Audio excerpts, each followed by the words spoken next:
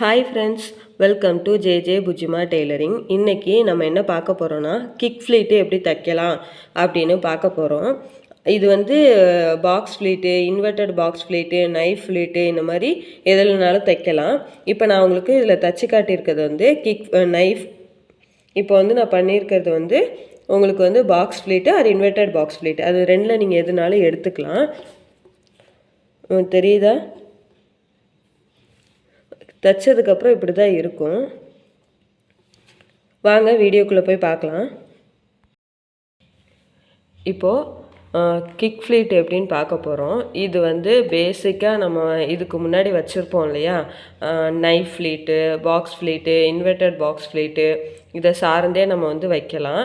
இப்போ box pleat or inverted box pleat இது ரெண்டில் நம்ம எப்படி கிக் ஃப்ளீட் வைக்கலாம் அப்படின்னு பார்க்க போகிறோம். இதுக்கு முன்னாடி நான் வந்து ஃப்ளீட்டோட கேல்குலேஷன், துணியோட கேல்குலேஷனை பற்றி தனியாகவே ஒரு வீடியோ போட்டிருக்கேன். அதுக்கப்புறம் இது 3 டைப் வந்து ஃப்ளீட் வந்து நான் போட்டிருக்கேன். இப்போ நான் பார்க்க போகிறது 4வது ஃப்ளீட்டு. ஃபார்முலா எல்லாமே சேம் தான், அதனால் நான் ரிப்பீட்டடாக ஃபார்முலாவை உங்களுக்கு வந்து போடலை. இதுக்கு முன்னாடி உள்ள வீடியோ இதெல்லாம் நான் லிங்க்கில் கொடுக்குறேன், நீங்கள் செக் பண்ணி பார்த்துட்டு அதுக்கப்புறம் இது பாருங்கள். இப்போ நம்ம வந்து டயக்ராம் மட்டும் போட்டுக்கலாம். இப்போது ஃபஸ்ட்டு வந்து நான் பாக்ஸ் ஃப்ளீட்டு, நீங்கள் ஏதாவது ஒரு பாக்ஸு இல்லை இன்வெர்டட் பாக்ஸ் ஃப்ளீட்டு, அது ரெண்டில் ஏதாவது ஒன்று எடுத்துக்கோங்க.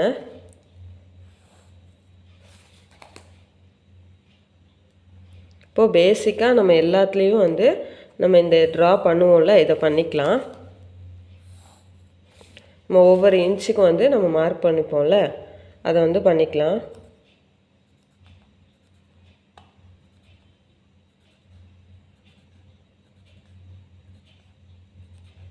இப்போது ஒவ்வொரு இன்ச்சுக்கு வந்து மார்க் பண்ணியாச்சு. இதை வந்து கோடு போட்டுக்கலாம். இந்த மாதிரி நான் ட்ரா பண்ணுறது எதுக்குன்னா, நீங்கள் திரும்ப என்னைக்காவது எடுத்து தைக்கிறப்போ மறக்கவே மறக்காது உங்களுக்கு.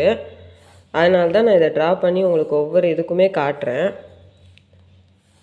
நீங்கள் யாருக்காவது ஃப்யூச்சரில் சொல்லிக் கொடுக்கணுன்னா கூட இது உங்களுக்கு ரொம்ப யூஸாக இருக்கும். அந்த டைம் நீங்கள் ரெஃபர் பண்ணணுன்னு அவசியம் இருக்காது. மார்க் பண்ணி வச்சுக்கோங்க மேலே.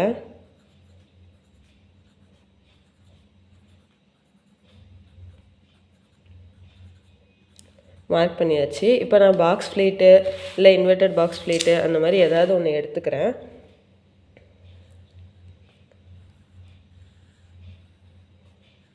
இப்போ நம்ம போடுறது வந்து பாக்ஸ் ஃப்ளீட்டு.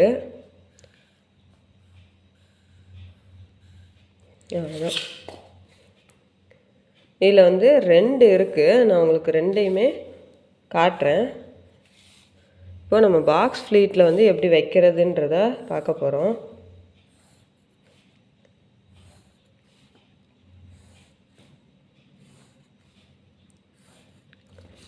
போட்டாச்சு. இப்போது இது ரெண்டுமே வந்து ஒட்டி இருக்கும் இல்லையா, நம்ம அந்த டயக்ராமில் ஒட்டி இருக்கும், நீங்கள் பார்த்துருப்பீங்கல்ல, இதுதான் ஒட்டி இருக்கும். இது நல்லா ஒட்டி இப்படி இருக்கும் இல்லையா, நம்ம ஸ்டிச் பண்ணதுக்கப்புறம். இப்போ நம்ம இந்த ஒட்டின இடம் இல்லையா, நான் உங்களுக்கு ட்ரா பண்ணி மறுபடியும் காட்டுறேன்.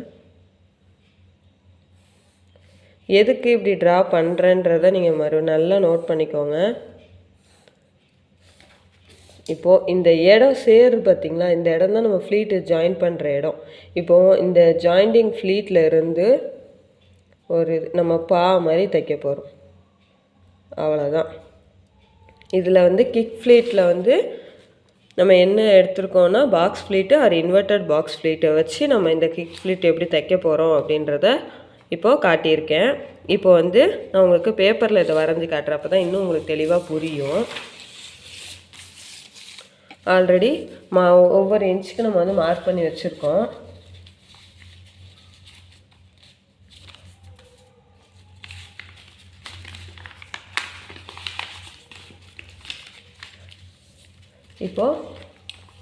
இப்போ 2 ஃப்ளீட்டும் வந்து க்ளோஸ் ஆகுது இல்லையா, ஒன்று போல் ஜாயிண்ட் ஆகிருக்கா, இந்த இடத்துல தான் நம்ம இப்போ அந்த ஃப்ளீட் வைக்க போகிறோம்.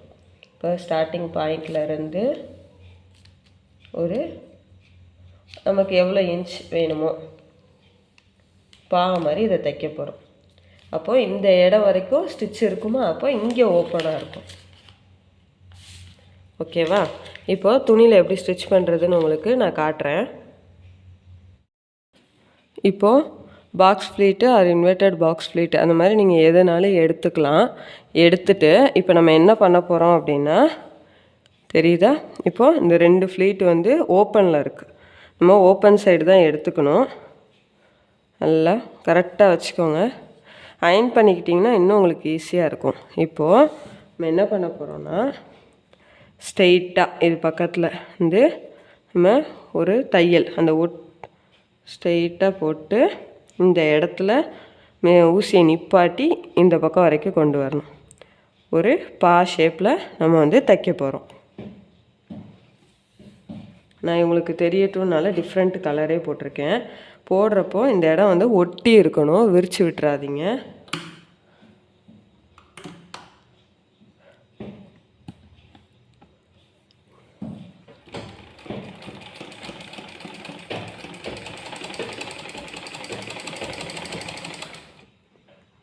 இப்போது மெதுவாக ஒரு டர்ன் பண்ணிவிட்டு அந்த 2 ஃப்ளீட்டும் ஒன்றா இருக்கான்னு பார்த்து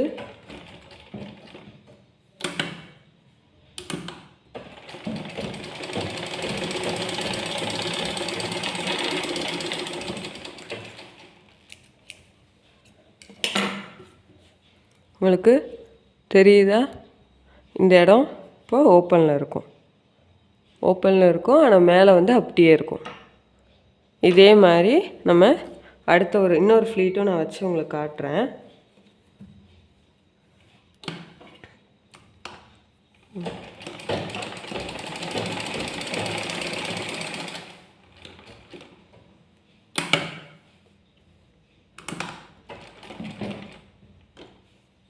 நீங்கள் அந்த ஷேப் மட்டும் கரெக்டாக வர்ற மாதிரி பார்த்துக்கோங்க. அப்போ தான் அது நல்லாயிருக்கும் பார்க்க.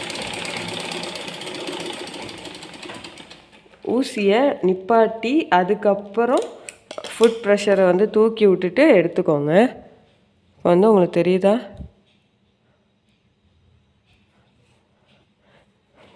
இப்போ நான் இது 2 ஃப்ளீட் இருக்குது, அதையும் வச்சு காட்டுறேன். ரொம்ப ஈஸி. ஒன்று சார்ந்து தான் ஒவ்வொரு ஃப்ளீட்டுமே வரும். ஒரு சின்ன சின்ன துணியை நம்ம எப்படி ஃபோல்ட் பண்ணுறோமோ அது மட்டும்தான் டிஃப்ரெண்ட்டாக இருக்கும். இல்லை நீங்கள் கவனிக்க வேண்டியது இந்த மெஷர்மெண்ட்டு ஒன்று போல் பிடிக்கணும், அவ்வளோதான்.